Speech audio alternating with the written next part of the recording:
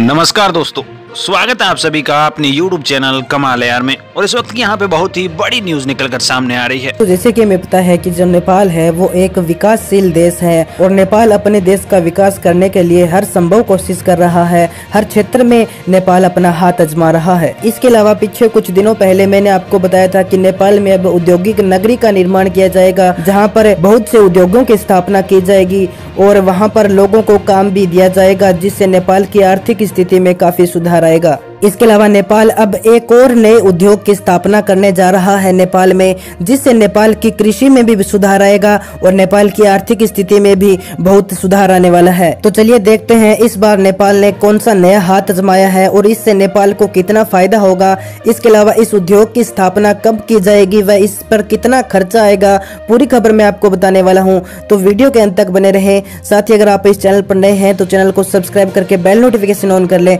क्योंकि दोस्तों इस चैनल पर भारत और नेपाल से जुड़ी हर खबर आप तक पहुंचती है सबसे पहले। तो चलिए शुरू करते हैं आज का वीडियो। तो दोस्तों कुछ दिनों पहले एक वीडियो में मैंने आपको बताया था कि नेपाल में इन दिनों उर्वरक की बहुत कमी आ रही है और उर्वरक की कमी के कारण नेपाल की जो कृषि है उस पर सीधा असर पड़ रहा है और कृषि पर असर पड़ने के कारण देश की आर्थिक स्थिति पर भी काफी असर पड़ रहा है। काफी कमजोर होती जा रही है नेपाल देश की आर्थिक स्थिति और नेपाल में उर्वरक की कमी आ रही है। इसका सबसे बड़ा कारण यह है कि जो नेपाल के प्रधानमंत्री के.पी. शर्मा ओली, उन्होंने वादा किया था कि नेपाल में किसी प्रकार से उर्वरक की कमी नहीं आएगी, आपूर्ति की जाएगी समय पर, लेकिन के.पी. शर्मा ओली अपने वादे को पूरा नहीं कर सके।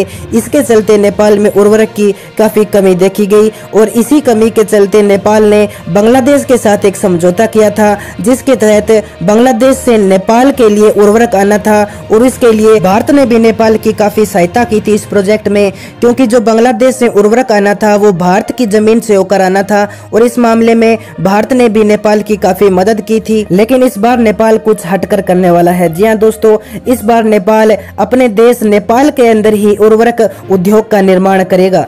जी हाँ दोस्तों, अब नेपाल में रासायनिक उर्वरक कारखाने की स्थापना की जाएगी और नेपाल का यह रासायनिक उर्वरक कारखाना प्राकृतिक गैस प्रौद्योगिकी पर आधारित होगा। और इसके लिए नेपाल सरकार ने जो समिति का निर्माण किया है उस समिति ने बताया है कि अन्य कारखानों के मुकाबले जो प्राकृतिक गैस प्रौद्योगिकी पर आधारित उर्वरक कारखाना है वो अन्य उद्योगों की तुलना में ज्यादा लाभ देगा। और उस रिपोर्ट में ये स्पष्ट कहा गया है कि प्राकृतिक गैस प्रौद्योगिकी पर आधारित उर्वरक फैक्ट्री की स्थापना करने के बाद नेपाल में उर्वरक की जो कमी आ रही है उसका स्थायी समाधान मिल जाएगा।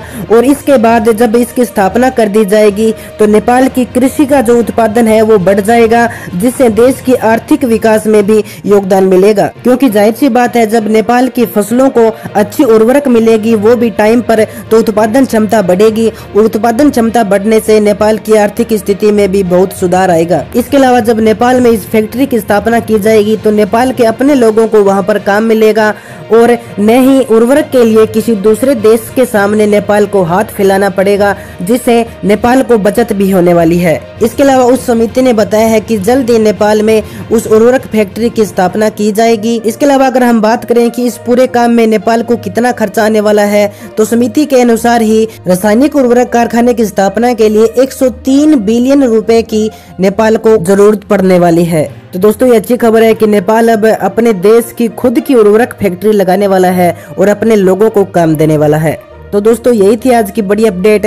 इसके अलावा अगर ये वीडियो आपको पसंद आए तो अपने दोस्तों के पास शेयर जरूर कीजिएगा और चैनल पर नए हैं तो चैनल को सब्सक्राइब करके बेल नोटिफिकेशन ऑन कर लें, ताकि भारत और नेपाल से जुड़ी हर खबर आप तक पहुंच के सबसे पहले।